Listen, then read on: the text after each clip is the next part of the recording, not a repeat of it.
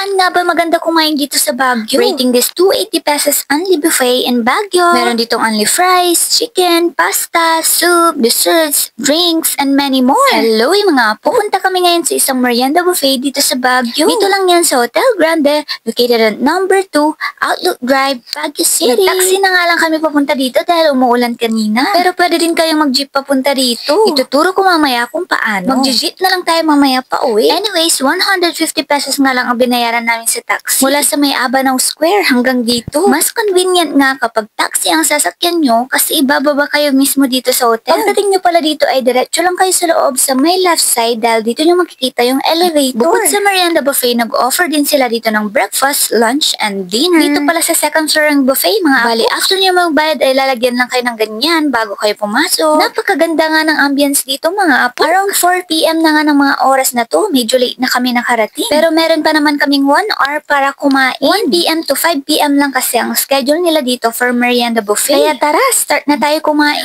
First namin kinuha ay itong pasta para sa spaghetti. Ang nagustuhan ko dito mga apo is laging mainit ang mga food nila. Kumuha na nga rin kami ng carbonara, pansit, at sotanghon soup. Actually, marami pa dito mga ibang soup like mushroom soup. Pero medyo paubos na since 4 PM na nga tayo nakarating dito. Kaya tip ko sa inyo mga apo, pag pupunta kayo dito ay agahan nyo na para kumpleto pa ang menu at matikman nyo pa lahat. Siyempre kumuha din tayo dito ng pizza, fries, and chicken. Meron din sila ditong popcorn and coffee pero hindi na kami kumuha. Nag-juice and salads na lang kami. Actually, meron din daw ditong vegetable salad. Kaso late na nga tayo dumating kaya wala na. Dito nga kami pumesto mga apo dahil mas presko at ang ganda ng view. Pwede rin kasi kayong pumesto sa loob mga apo. Anyways, ito na pala yung mga nakuha namin. Medyo dinamihan na nga namin. Kasi at exact 5 ay tatanggalin ng mga food at papalitan na ng pang-dinner. Kaya tara, let's eat! Bon appetit! Siyempre, una ko rin titikman itong spaghetti nila and I will rate it 8.5 over 10. Not bad, actually masarap siya. Next, ito namang chicken and gravy. I-rate ko to ng